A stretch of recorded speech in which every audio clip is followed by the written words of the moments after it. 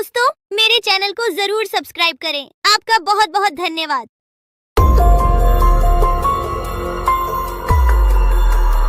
बहुत साल पहले की बात है। लक्ष्मीपुर के जंगल में एक पुरानी झील थी। वहाँ दिन में तो कोई घटना नहीं होती, पर थोड़ा सा भी अंधेरा छाते ही वह झील एक खूनी झील बन जाती। उस दौरान जो भी जानवर उस झील पर पानी पीने आ जाता, वह जिंदा वापस नहीं आता। कहाँ जाता, आज तक किसी को उसका पता नहीं चला था। यही वजह थी कि जंगल के सारे जानवरों ने, यहाँ तक कि जंगल की राजा शेर ने भी उस झील को खूनी झील घोषित कर दिया था। अब पूरे जंगल में कोई भी शाम को उस झील की तरफ जाने की हिम्मत नहीं करता था।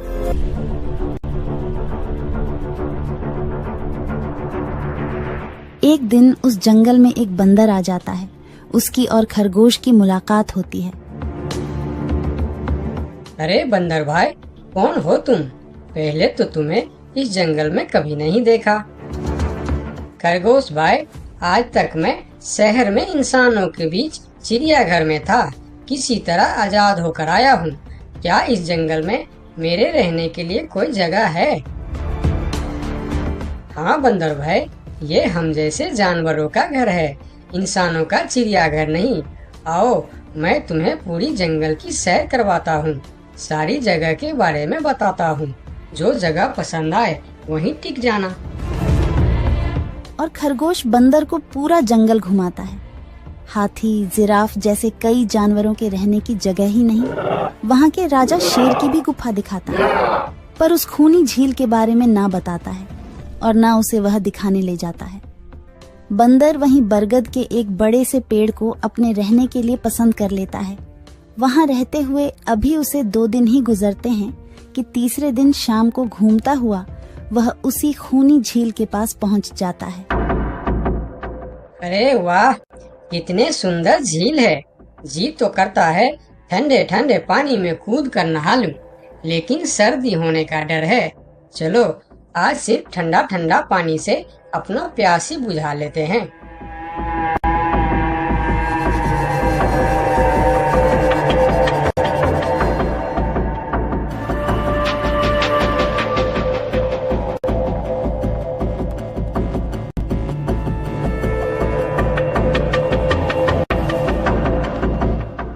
अरे बंदर भाई, तुम इतने डरे हुए क्यों हो? कहाँ से आ रहे हो? झील में पानी पीने गया था और जिंदा वापस आ गए। क्या मतलब? तुम्हें पता नहीं? वह इस जंगल की खूनी झील है। शाम होने पर कोई भी वहाँ जाता है तो जिंदा वापस नहीं आता। उसकी लाश का भी पता नहीं चलता कि वह कहाँ गायब हो जाती है। इसीलिए शाम होते ही कोई भी उस खूनी झील की तरफ नहीं जाता। ये हमारे राजा का आदेश भी है। कमाल है, मुझे तो पता ही नहीं। कैसे पता नहीं? तुम्हें वह खरगोश भाई ने बताया नहीं? लो, खरगोश भाई भी आ गया। अरे खरगोश भाई, आपकी वजह से आज बंदर भाई की जान जाते जाते बची। मेरी वजह से? हाँ, तुमने बंदर भाई को पूरा जंगल घुमाया, हर जगह के बारे में बताया। इस खूनी झील के बारे में क्यों नहीं बताया? भूल गया भाई, मैंने तो सोचा ये तो पेड़ पे रहते हैं, इन्हें झील से क्या काम। अभी अभी इन्हें खूनी झील की खूनी ने पकड़ने की कोशिश की, ये तो बाल बाल बच गए, वरना खूनी झील की खूनी, क्या तुमने उसे देखा? क्यों, क्या तुम लोगों ने आज तक नहीं देखा?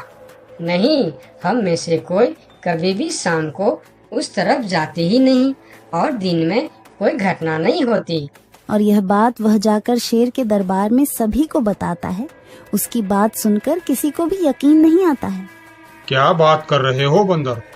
मैं सच कह रहा हूँ महाराज, लेकिन हम लोगों तो कभी आज तक देखा ही नहीं, क्योंकि आप लोग उसे खूनी झील समझकर दिन में ही वहाँ जाते हो और शाम होते ही आप लोग डर के मारे वहाँ जाना बंद कर देते हो।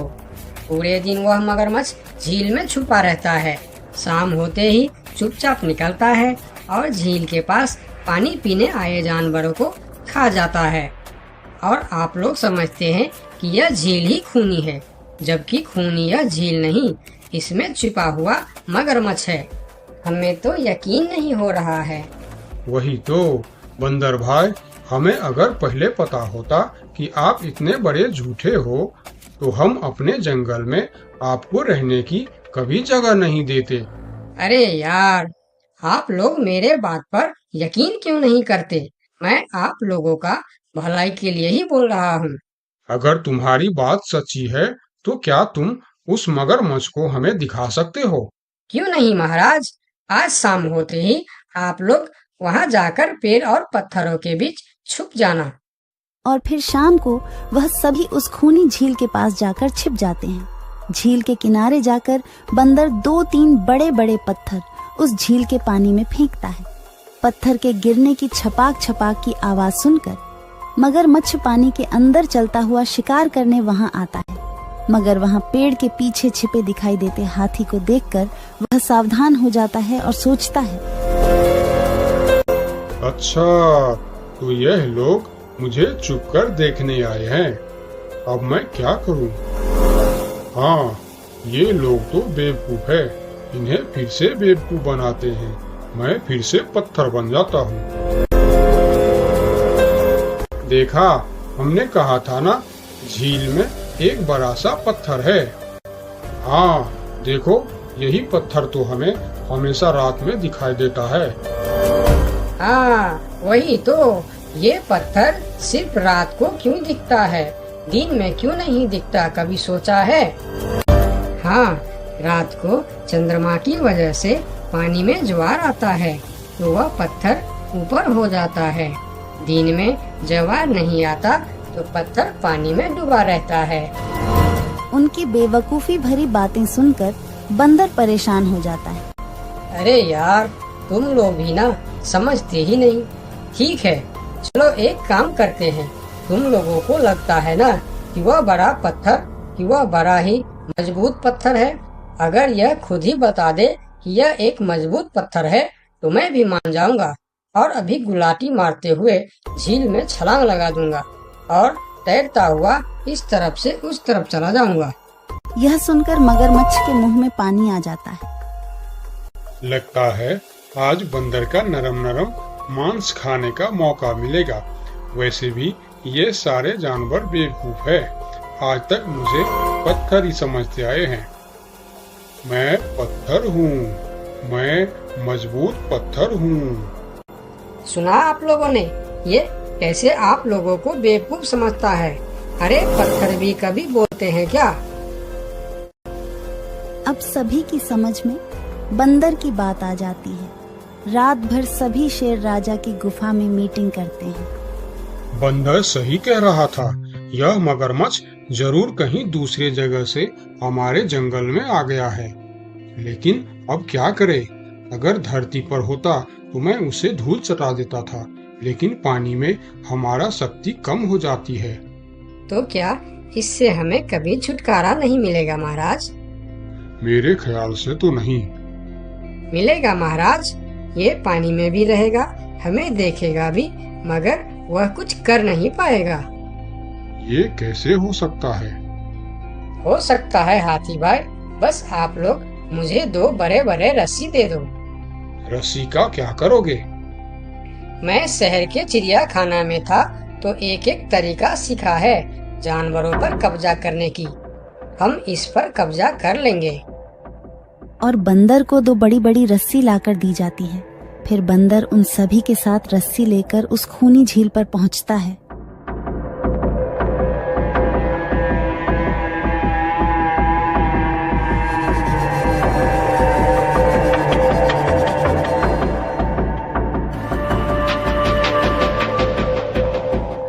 कल तक तो यह बंदर मुझे देखकर भागता था और आज पानी पीने आया है। लगता है ये भी दूसरे जानवरों की तरह मुझे पत्थर समझने लगा है। अभी इसे अपना निवाला बनाता हूँ।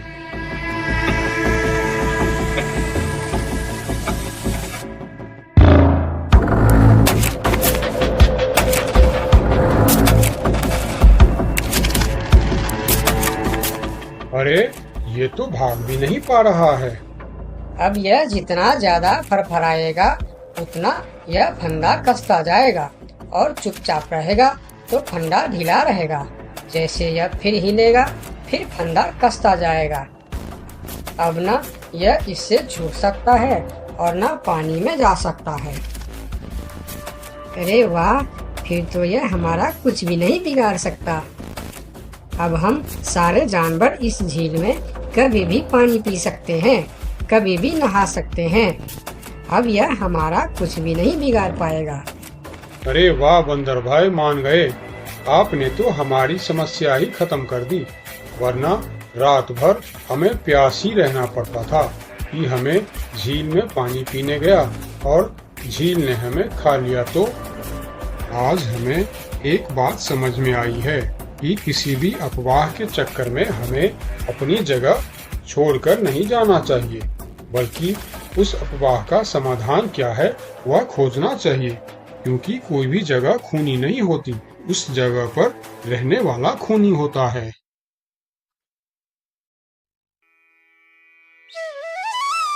बहुत साल पहले की बात है। लक्ष्मी नगर में एक बहुत बड़ा जंगल हुआ करता था। उस जंगल में शेर खान नाम का एक शेर रहता था। वह जंगल का राजा था।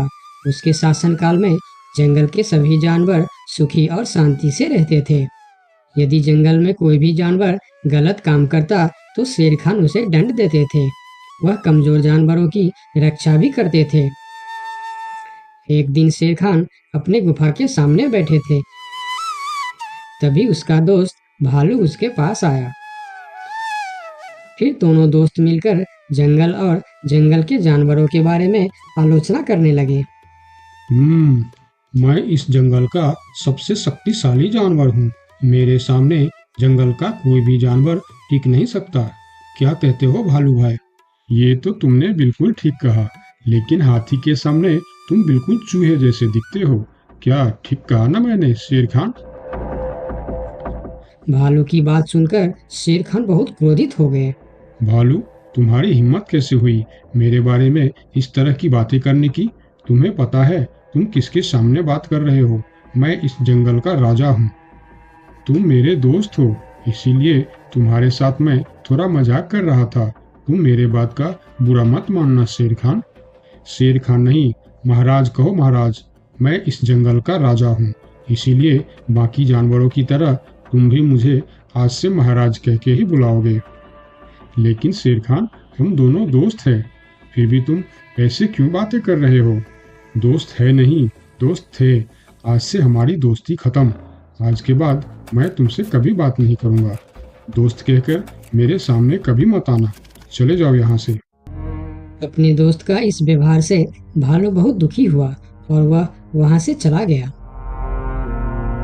उसी जंगल में गोलू नाम का एक बंदर भी रहता था। वह दूसरों की चीज चुराकर भाग जाता था। एक दिन गोलू की चोरी करते समय शेर खान के एक सिपाही के द्वारा पकड़ा जाता है और उसे शेर खान के सामने विचार के लिए लाया जाता है।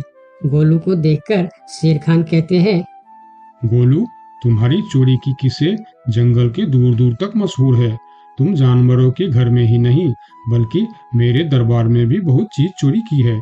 इसीलिए मैं तुम्हें पहाड़ से गिराकर मारने की सजा घोषित करता हूँ। आज से ठीक 2 महीना बाद तुम्हें पहाड़ से गिराकर मार दिया जाएगा। अपनी मौत की सजा सुनकर गोलू बहुत रोने लगा और बोला, महाराज, मैं अब कभी चोरी नहीं करूंगा। मुझे माफ कर दीजिए महाराज। मेरे घर में छोटे छोटे बच्चे हैं, मुझे छोड़ दीजिए महाराज। लेकिन शेर खान ने उसकी फरियाद नहीं सुना। तब एक सैनिक उसे ले जाकर जेल में बंद कर देता है। उधर गोलू का दोस्त भोलू को जब इस बात का पता चलता है तब वह गोलू से मिलने के लिए कैद खाने में पहुंच जाता है और उससे कहता है, देखा गोलू, तुम पकड़े गए ना। मैं तुम्हें कितनी बार कहा था कि चोरी करना छोड़ दो। अब क्या होगा बताओ, कैसे निकलोगे यहाँ से? ये सब छोड़ो भोलू भाई, जो होना था वो हो गया। मुझे तो बस अपने परिवार की चिंता हो रही है। काश मैं मरने से पहले उनके लिए कुछ कर पाता। मेरे छोटे छोटे बच्चे हैं, बीवी है, अब उन सब का क्या होगा? मेरे बिना वह भी जीवित नहीं रह सकते। गोलू की बातें सुनकर भोलू सोच में पड़ गया। फिर वह शेर खान के पास गया और बोला, महाराज, मैं गोलू का दोस्त भोलू हूँ। मैं आपसे कुछ कहने आया हूँ। तो तुम गोलू का दोस्त भोलू हो। ठीक है, बताओ क्या कहना चाहते हो तुम। महाराज, मैं चाहता हूँ कि आप गोलू को कुछ दिन के लिए उसके परिवार के पास जाने दें, ताकि वह मरने से पहले अपने परिवार के लिए कुछ इंतजाम कर सके। मरने वाले का आखिरी इच्छा पूरा कीजिए महाराज। आप एक बार उसके परिवार के बारे में भी सोचिए। गोलू ने जो किया उसमें उसकी परिवार की क्या गलती है? अगर आप उसे कुछ दिन के लिए अपने परिवार के पास रहने दोगे तो शायद उसका परिवार बच जाएगा। मैं इस बारे में तुम्हारी कोई मदद नहीं कर सकता। अगर अपने परिवार से मिलने के बहाने गोलू भाग गया तो मैं किसको सजा दूंगा? शेर खान की बात सुनकर भोलू थोड़ा सोच में पड़ गया। फिर बोला, तो ठीक है महाराज, आप गोलू को छोड़ दीजिए। जब तक गोलू वापस नहीं आ जाता मैं उसकी जगह कैद खाने में रहूंगा।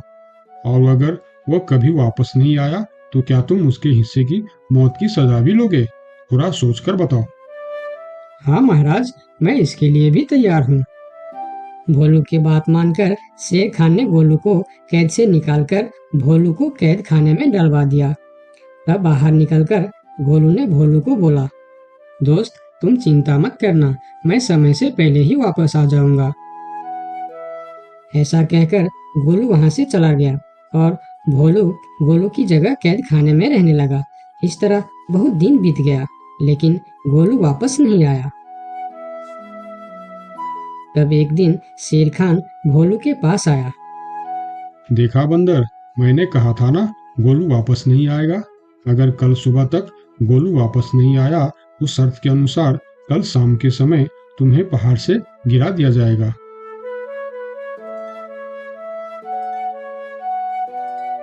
अगले दिन भी जब गोलू वापस नहीं आया तब शेर खान और उनके सैनिक भोलू को लेकर पहाड़ के किनारे पर गए। फिर भोलू को खाई के किनारे खड़ा करके शेर खान ने कहा, देखा ना मूर्ख बंदर, तुम्हारे दोस्त तुमको धोखा देकर चला गया। अब तुम मरने के लिए तैयार हो जाओ। लेकिन इस बार भी गोलू नहीं डरा और बोला, कोई बात नहीं महाराज, मैं अपने दोस्त के लिए मरने के लिए भी तैयार हूँ।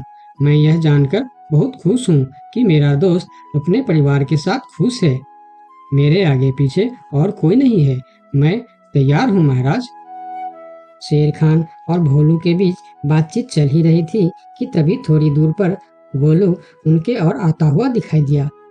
फिर पास आकर उसने बोला, तुम्हें ऐसा करने की कोई जरूरत नहीं है दोस्त। तुमने मेरे लिए जो किया उसके लिए तुम्हारा बहुत बहुत शुक्रिया। अब मैं अपनी सजा पूरी करने के लिए तैयार हूँ। महाराज छोड़ दीजिए मेरे दोस्त को। गोलू, तुम्हें वापस आने की क्या जरूरत थी? मैं यह सजा ले लेता था।